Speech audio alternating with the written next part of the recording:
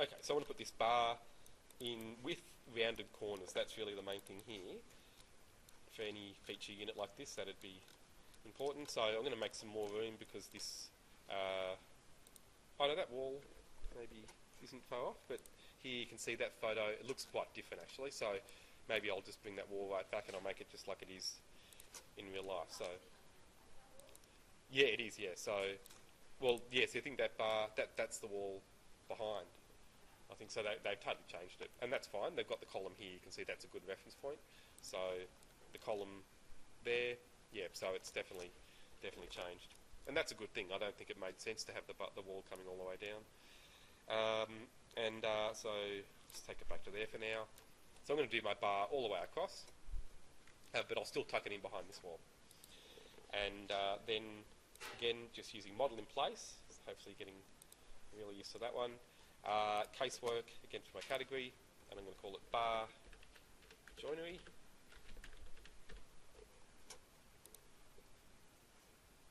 So I mainly wanted to show you the sweep tool.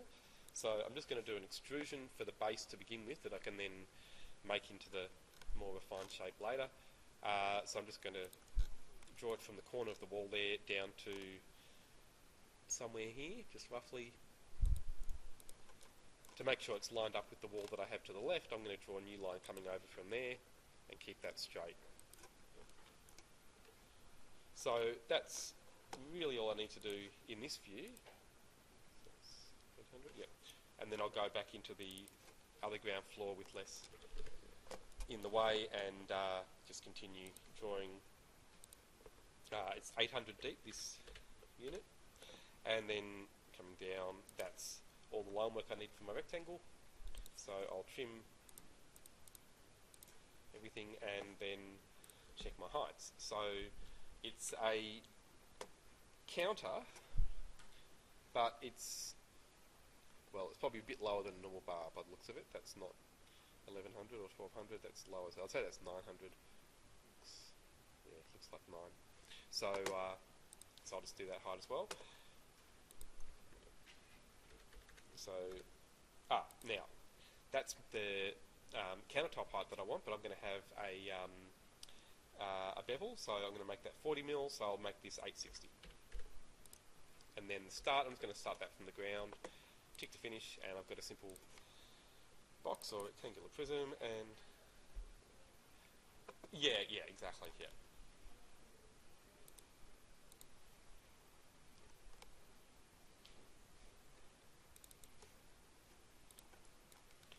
Okay, so then using sweep, I'm going to go to sketch path first,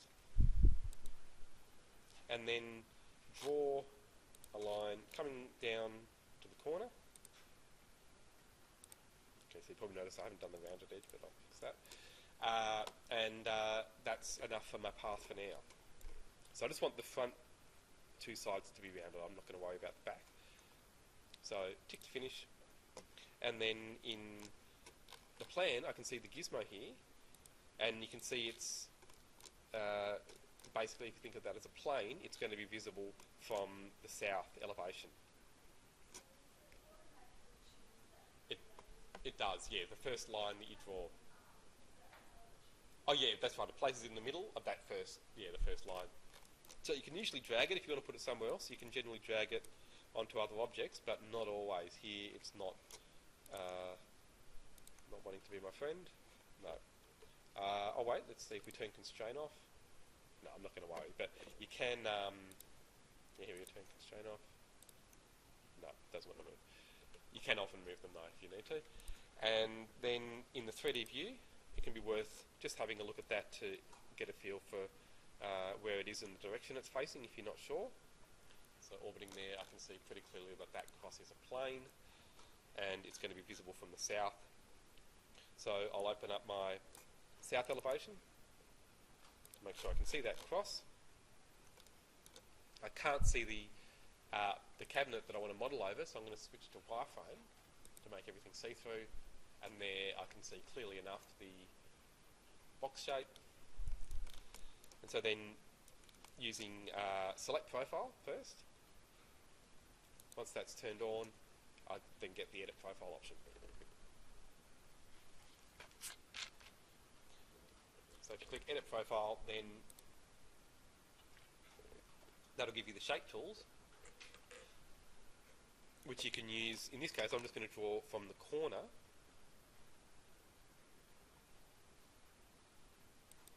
Oops, yeah, I've just start it again. So again, from the corner, I want a 40mm bevel here, so I'm going to type in 40 with my cursor to the left, and then taking the cursor up, I'll type 40 again. So I've got a 40 by 40 right angle. Exactly. Yep, edit profile. Yep. And so then, once you've drawn those two lines, you can draw an arc between them if they have the same length.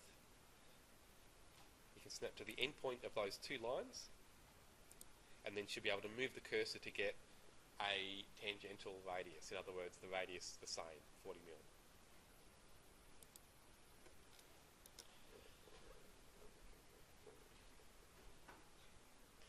And that's a quad. That is a profile that you use all the time. So that's the sweep done for now. I'm going to click tick to finish, and that will finish the profile.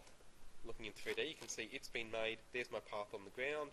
If I click tick to finish again, that combines them to make the sweep. But now that I've done that, you can see that it's got this 45-degree corner. I want that to be rounded as well. So for that to happen, the box underneath needs to have a rounded corner first. So I'm going to select it. I want to make sure now about the fillet option apart from anything else. So if I select that box, I can go back to Edit Extrusion, and if you haven't used this one much, it's really useful. Fillet arc. So if you use fillet in AutoCAD, you used to be used to that as an editing tool under Modify, just like trim. But in Revit, fillet is a drawing tool. Once you know that, though, it's easy to find in the draw panel. That's where it lives. So there's fillet arc, and then you can give it a radius in advance, but I usually find it's easier to simply pick the two lines, usually it'll be, that you want filleted, and then move your cursor until you get an arc. Click to place it, just at any radius, and then you can click on that radius value and change it to what you want. So 40mm I'll make it to keep it even with the others. And so then here I can put it onto the edge that I wanted it to be on, which is that one, and then again just change that to 40. Now I didn't want it on the top actually, so I'm going to cancel that, and to put it back to the way it was, there's ways to simply delete the arc and then use trim to corner to choose the two lines and extend them. Okay, so tick to finish will finish the extrusion, and in 3D I can see it's got a rounded corner, but the sweep still doesn't, so I have to go back there, edit sweep, and to get to the path again you actually have to go to sketch path, and then you can see again here's my shape. So I could do this a range of ways, but I'll just use fillet arc, keep it the same. So it probably would snap, but I'll just do it by typing. So that's my new path. All I need to do now is finish the path, finish the sweep, and it will remake it. But, okay, this is where you might have an issue. So you can see there it's telling me it can't create this sweep. And the reason is that it's curving around with a curve that's, it considers too small. Even though they're the same size, sometimes it's, you know, it's like rounding error. Sometimes it's too much, sometimes it's too little. So here, if you remember the radius there was 40, just the same as the profile. If I go back to sketch path again, I can simply try out a bigger radius. I'll make that 50. Tick, tick, and there we go, it's made it. Yeah, bigger than, or anything bigger than the other radius should work. So 41 even would work. Well, yeah, it's just the geometry. So if you think about it, if it was smaller, say if it was 39 and the other one was 40, you get what's called a self-intersecting curve. So the geometry isn't possible, really. It's possible in an abstract way, but it's not possible as a real thing. Because the curve would curve in on itself. If you tried to make that, just try and make it. If you bend a piece of paper and then try and curve it around a smaller radius than the curve itself, it's just not possible to do that. It'll bend in on itself. So that's why.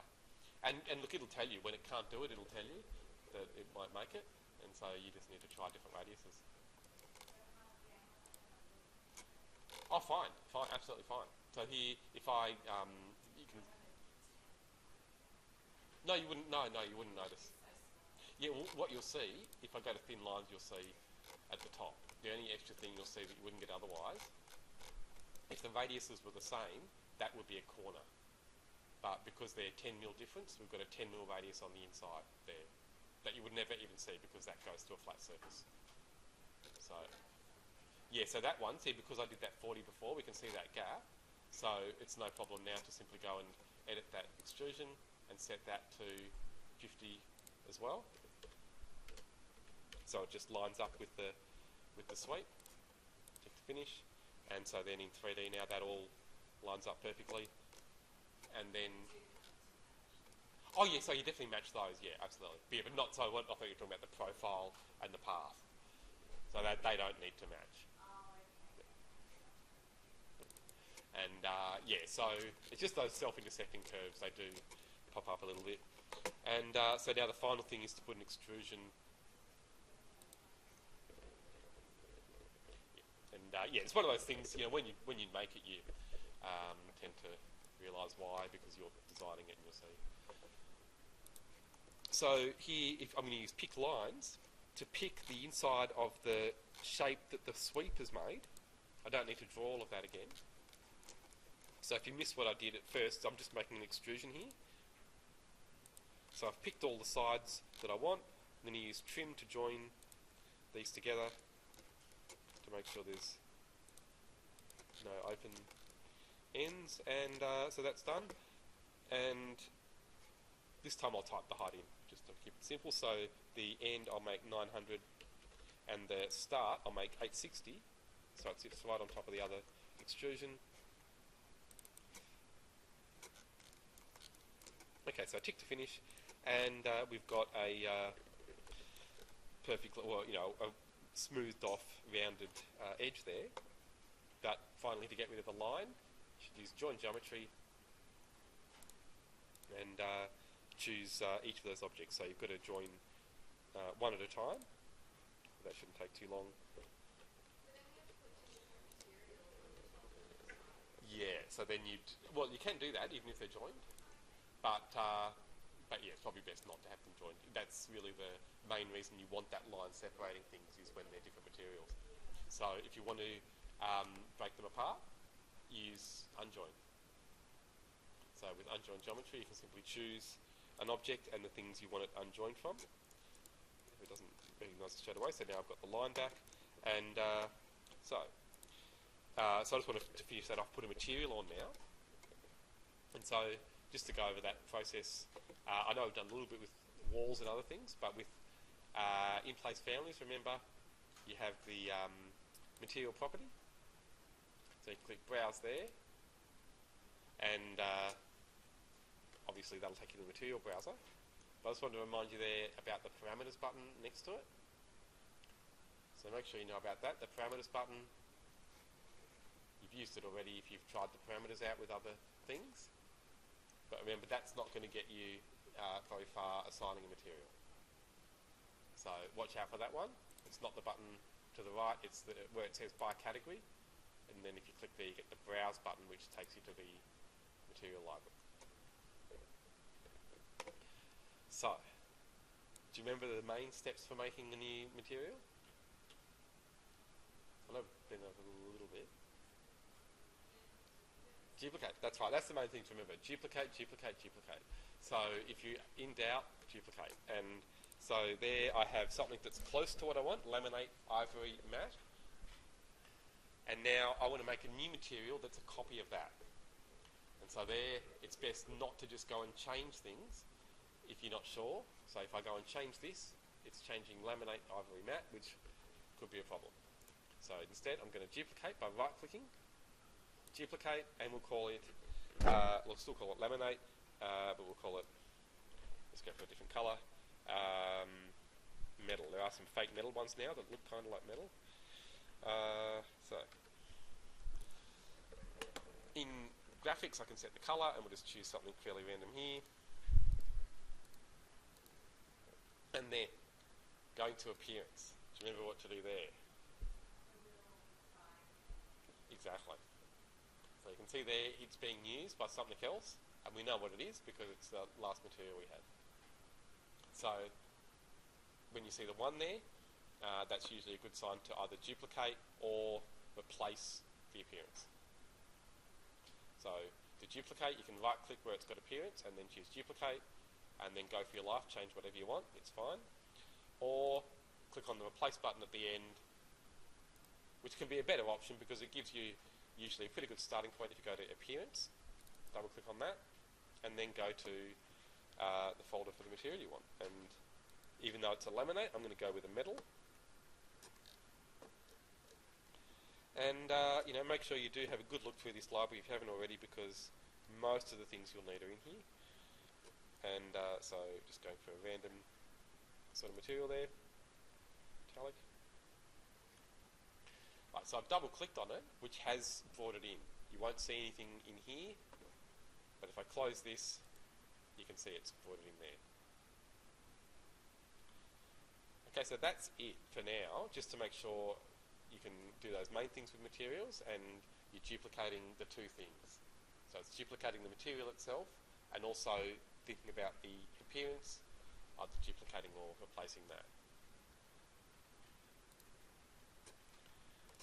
Now, I did all that work setting it up for the wrong thing, but it's not a problem because I did it in the way that you're supposed to. I can select the other objects now, so holding down Control, and then choose the material, because it's there. Materials are a separate thing, so the material exists even if the objects aren't using them. And then the other main element that I assigned accidentally, I can just go and put that onto a different material the same way.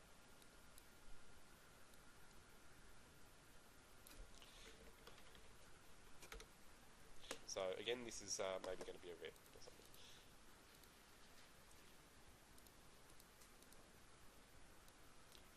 Probably don't need to do too much more of this, but just kind of doing one last colour.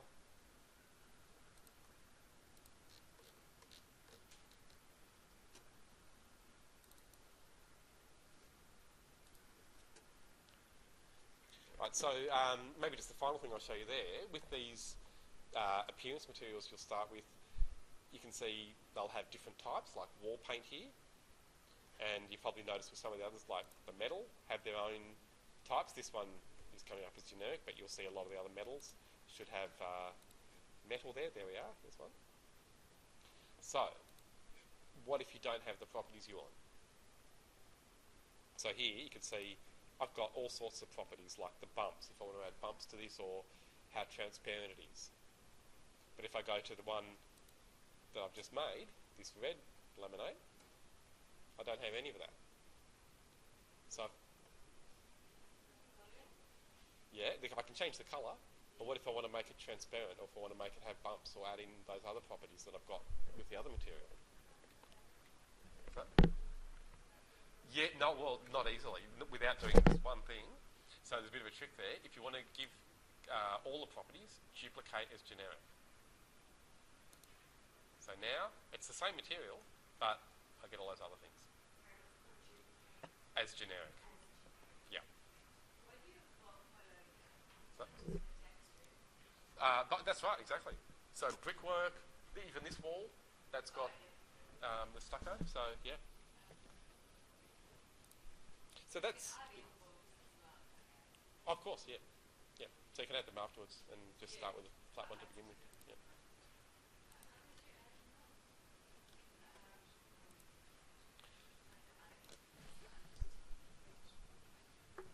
So there's probably not much chance of you getting down to the canteen that I thought I'd try and finish this, but I just wanted to see before I do if when I select this now, it's obvious how you would go and change that material if you need to, or change either of those materials.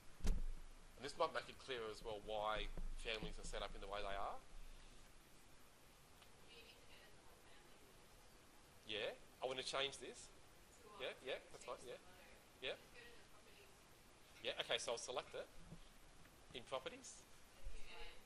That's right, that's the thing to remember. So when you go over here, most objects, say the mullions, well, it's not here, but if I go to edit type, it's there.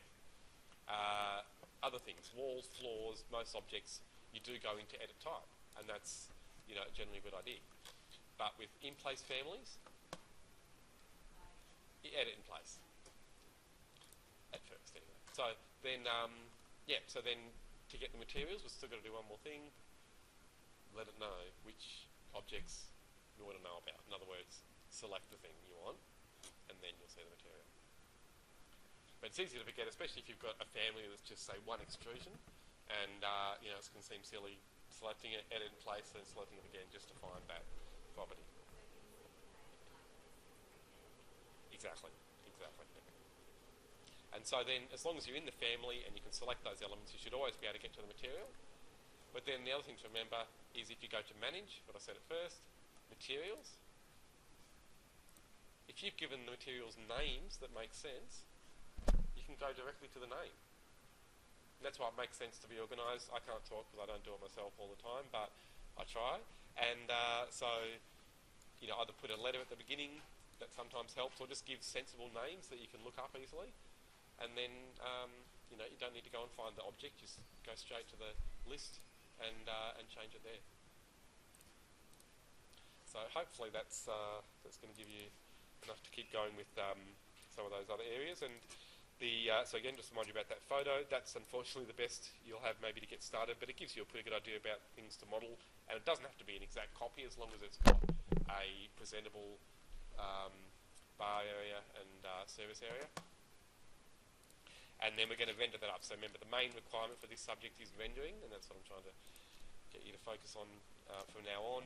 So again, when you've got your camera views set up in these areas and you start to have a bit of detail, don't be afraid to send it off to the cloud. So here, even without much, it's probably going to look pretty ordinary, but you never know. Without the desks, it might be a bit better. So just to remind you one last time, rendering cloud should be that easy. So what can slow me down is the computer, but otherwise when I click up and that's finished, it'll take 5 minutes after that.